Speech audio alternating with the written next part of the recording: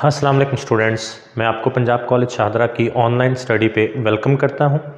Chapter number 3 का lecture number 8 है और प्रोजेक्टाइल मोशन के बारे में हम लोग अंडरस्टैंड कर रहे हैं। प्रोजेक्टाइल मोशन को आप लोग बहुत डिटेल से अंडरस्टैंड कर चुके हैं। हमारी बुक में प्रोजेक्टाइल मोशन की 3 ऐसी चीज़ें जो उसने हमसे कैलकुलेट करवाई हैं, जिनके फार्मूलाज उसने हमें ड्राइव करके बताए हैं।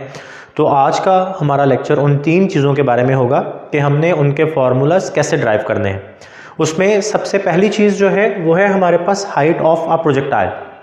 जब आप लोग किसी ऑब्जेक्ट को इस तरह से थ्रो करते हैं कि उसकी इनिशियल वेलोसिटी हॉरिजॉन्टल एक्सिस के साथ 0 और 90 डिग्री के बीच में कुछ एंगल बना रही होती है, तो उस ऑब्जेक्ट की मोशन प्रोजेक्टाइल मोशन कहलाती है। अब वो 2 डायमेंशन में मूव कर रहा होता है। नंबर 1, वो along the x axis move कर रहा है और उसके साथ साथ वो अलोंग द वाई एक्सिस भी मूव कर रहा है। इसका मतलब ये है बच्चों कि वो ऑब्जेक्ट आगे जाने के साथ साथ कुछ हाइट पे भी जा रहा होता है, वो अपनी एक मैक्सिमम हाइट पे जाता है और फिर वहां से वो आगे बढ़ने के साथ साथ नीचे आना शुरू हो जाएगा।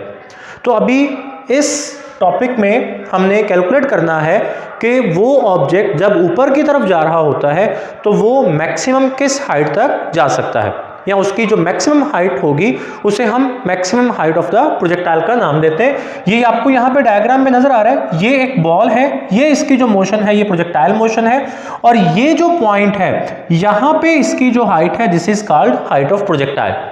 इसको हम लोग रिप्रेजेंट करेंगे कैपिटल H के साथ, और आपको लिखा हुआ भी नजर आ रहा है। अब ये जब आप लोग हाइट ऑफ द प्रोजेक्टाइल को कैलकुलेट कर रहे हैं तो बेसिकली हम लोग इस प्रोजेक्टाइल की जो वर्टिकल मोशन है इसको स्टडी कर रहे हैं, या हम इसकी वर्टिकल मोशन को कंसीडर कर रहे हैं।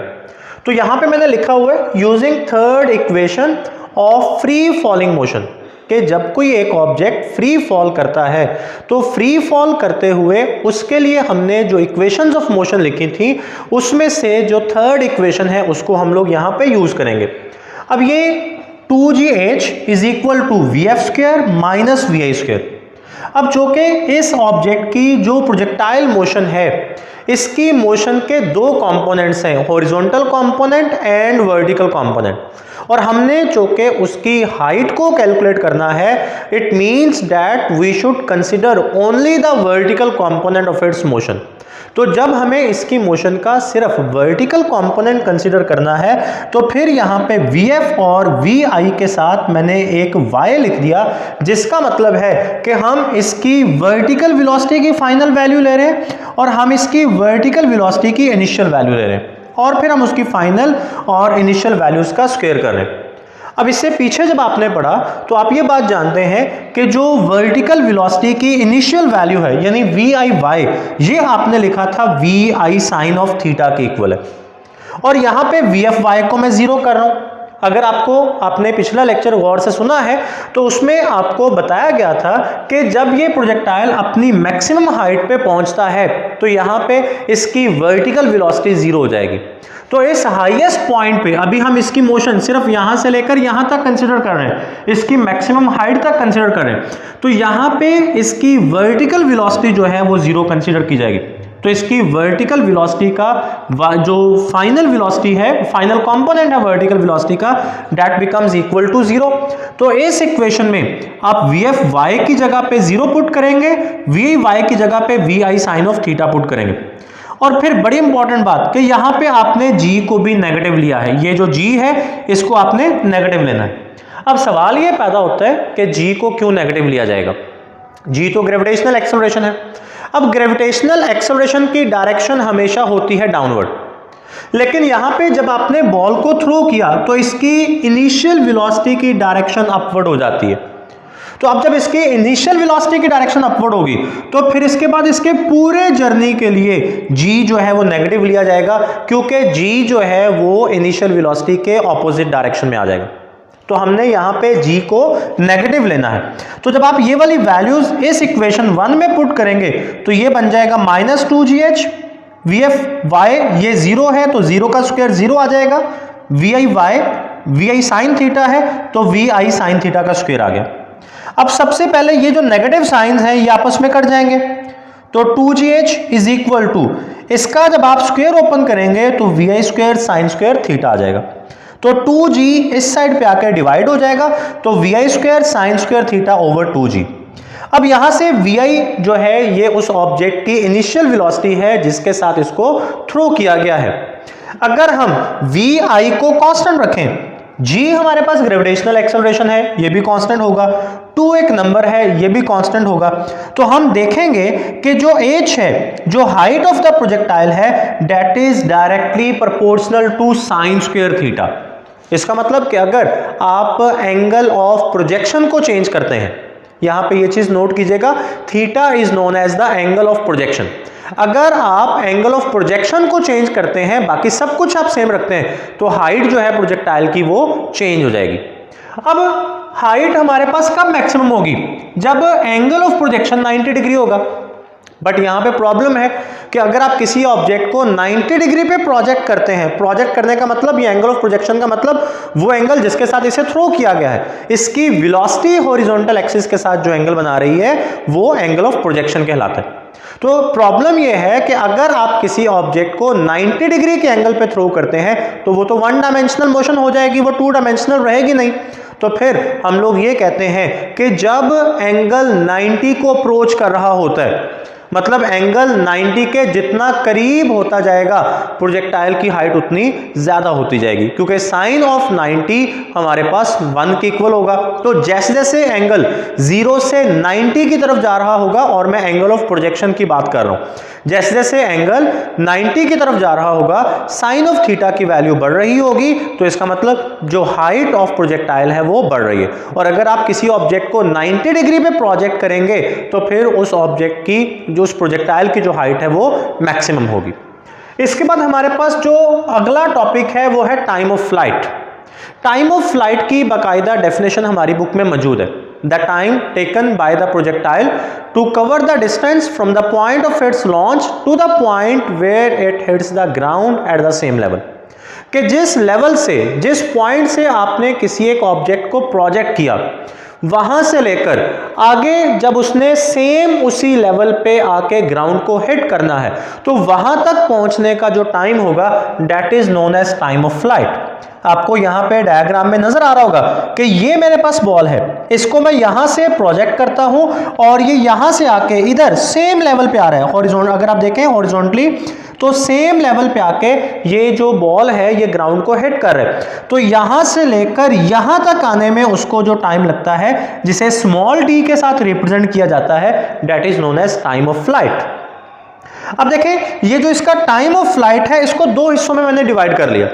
नंबर 1, वो टाइम जितने टाइम में ये प्रोजेक्टाइल अपनी मैक्सिमम हाइट तक पहुंचता है, represented by T1 and known as the time to reach the maximum height.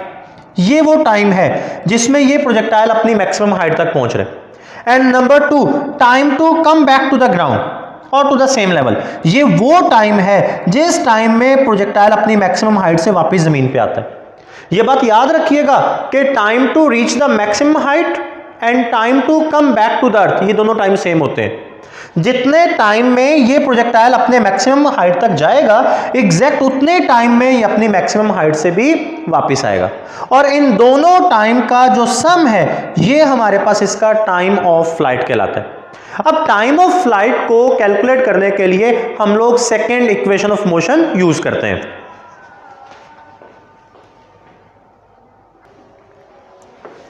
Second equation of motion आप लोगों के सामने लिखी गई है। एक बार फिर मैं आपको बता दूं कि हम लोग सेकेंड इक्वेशन ऑफ मोशन को फ्री फॉलिंग मोशन के लिए यूज कर रहे हैं, फ्री फॉल मोशन।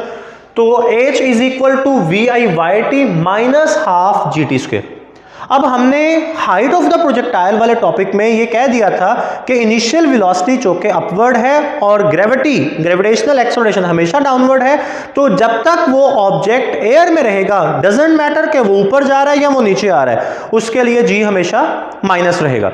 तो इसलिए मैंने यहां पे g के साथ नेगेटिव वैल्यू यूज करते हुए माइनस हाफ GT स्क्वायर यहां पे लिख दिया।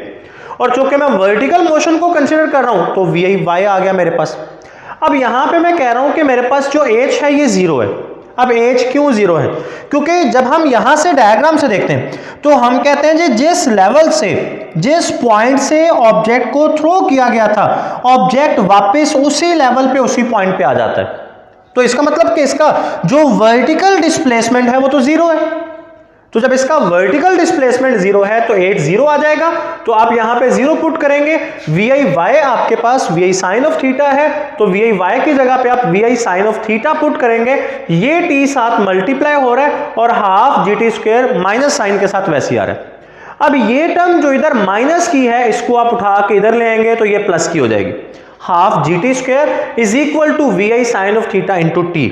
अब ये टी इस टी के स्क्वायर को कैंसिल कर देगा, तो इधर रह गया half ji T is equal to V I sine of theta.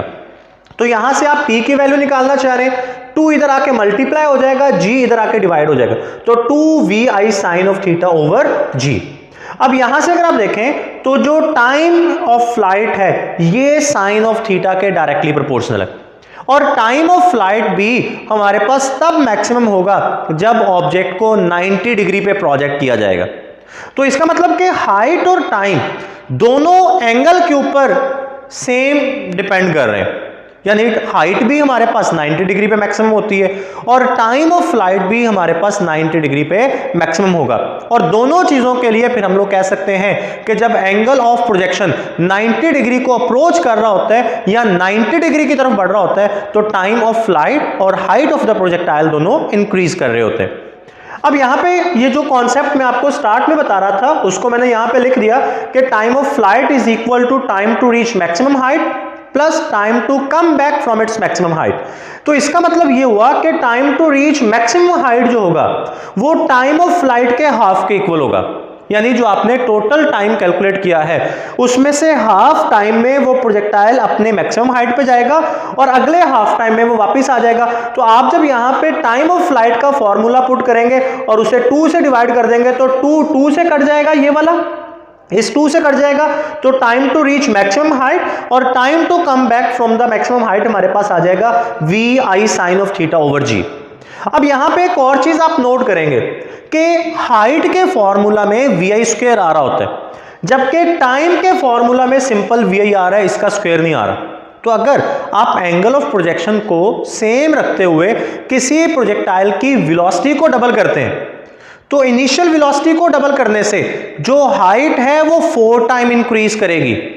मैं फिर से बात को रिपीट कर रहा हूं, अगर आप एंगल ऑफ प्रोजेक्शन को सेम रखते हुए किसी प्रोजेक्टाइल की इनिशियल वेलोसिटी को डबल करते हैं तो इनिशियल वेलोसिटी के डबल करने से उसकी जो हाइट है वो 4 टाइम इंक्रीज कर जाएगी। क्यों? क्योंकि हाइट के फॉर्मूला में वी आई का स्क्वायर आ रहा है और जब आप 2 का स्क्वायर करेंगे तो 4 होगा। लेकिन अगर आप किसी प्रोजेक्टाइल की इनिशियल वेलोसिटी को डबल करते हैं तो उसका टाइम ऑफ फ्लाइट वो डबल हो जाएगा, क्योंकि टाइम के फॉर्मूला में वी आई का स्क्वायर नहीं आ रहा, लीनियर उसकी पावर आ रही है। अब ये जब आपने टाइम ऑफ फ्लाइट को भी अंडरस्टैंड कर लिया तो क्या अब height and time of flight के दरमियान कोई रिलेशन बन सकता है? यस, ऑफ कोर्स बन सकता है, और ये रिलेशन यहां पे आपके सामने लिखा गया। देखें ये रिलेशन मैंने कैसे डेवलप किया। ये रिलेशन इस तरह से डेवलप किया कि मैंने simple height of the projectile का फॉर्मूला लिख लिया, वी आई square sine square theta over 2g। अब जो वी आई स्क्वायर है उसको मैं V I into we I करके लिख सकता हूं, और जो साइन स्क्वायर थीटा है इसको मैं sign theta into sine theta करके लिख सकता हूं। जैसे आपके पास x का स्क्वायर होता है तो x के स्क्वायर का मतलब है x इंटू एक्स, तो वी आई स्क्वायर इसका मतलब हुआ वी आई इंटू वी आई। तो देखें मैंने इसको इस तरह लिख लिया, पहले मैंने लिख लिया g v I sine theta into we I sine theta, इन दोनों को आप मल्टीप्लाई करेंगे तो वी आई स्क्वायर साइन स्क्वायर थीटा बन जाएगा। अब इसके बटे में 2g था, g इधर रहने दिया और ये 1/2 को अलग करके मैंने साइड पे लिख लिया। तो टर्म इक्वेशन वही है, कुछ भी मैंने इसमें नया काम नहीं किया। अब आगे मैंने क्या किया, ये जो वी आई साइन थीटा था, वी आई साइन थीटा ओवर जी, अगर मैं इसको 2 से मल्टीप्लाई कर दूं तो ये टाइम बन जाएगा। तो इसको यहां पे 2 से मल्टीप्लाई किया और जिस 2 से मल्टीप्लाई किया उसी 2 से मैंने यहां पे इस इक्वेशन को डिवाइड कर दिया ताकि कोई फर्क ना पड़े। ये मेरे पास आ गया था वी आई साइन थीटा। अब इसको 2 से मल्टीप्लाई भी करना है, g से डिवाइड भी करना है, तो जिस 2 से इधर मैं मल्टीप्लाई कर रहा हूं उसी से इधर मैं डिवाइड कर रहा हूं, और जिस g से मैं यहां पे डिवाइड कर रहा हूं उसके साथ मैं इस इक्वेशन को मल्टीप्लाई कर रहा हूं ताकि इक्वेशन को कोई फर्क ना पड़े। तो अभी ये जो मेरे पास 2vi sin थीटा ओवर जी है ये एक t बन गया, ये 2vi sin थीटा ओवर जी दूसरा t बन गया, ये वाला 1/2 वैसे ही आ गया, इनको इकट्ठा करके 1/4 लिख दिया और ये g मेरे पास वैसे ही आ गया। अब ये दोनों t इकट्ठे होके t स्क्वायर हो गया और g को लाके मल्टीप्लाई कर दिया तो g t स्क्वायर और ये 4 × 2 8 हो गया, तो h is equal to g t square over 8। अब यहां से आप टाइम भी निकाल सकते हैं, 8 इधर आके मल्टीप्लाई हो जाएगा, g डिवाइड हो जाएगा और जो कि t का स्क्वायर है वो आप खत्म करेंगे तो अंडर रूट आ जाएगा। ये दोनों फॉर्मूलाज आपको बहुत सारे एमसीक्यू सॉल्व करने में हेल्प करेंगे। ये हमारी बुक में नहीं है लेकिन मैं चाहता हूं कि आप इसको याद करें, आपको ये फॉर्मूलाज याद हो और आपको पता हो कि ये डेरिवेशन कहां से आ रही है। उम्मीद है बच्चों आपको ये वाला टॉपिक अच्छे से समझ आ गया होगा, आप इसकी प्रैक्टिस करेंगे। अल्लाह हाफिज।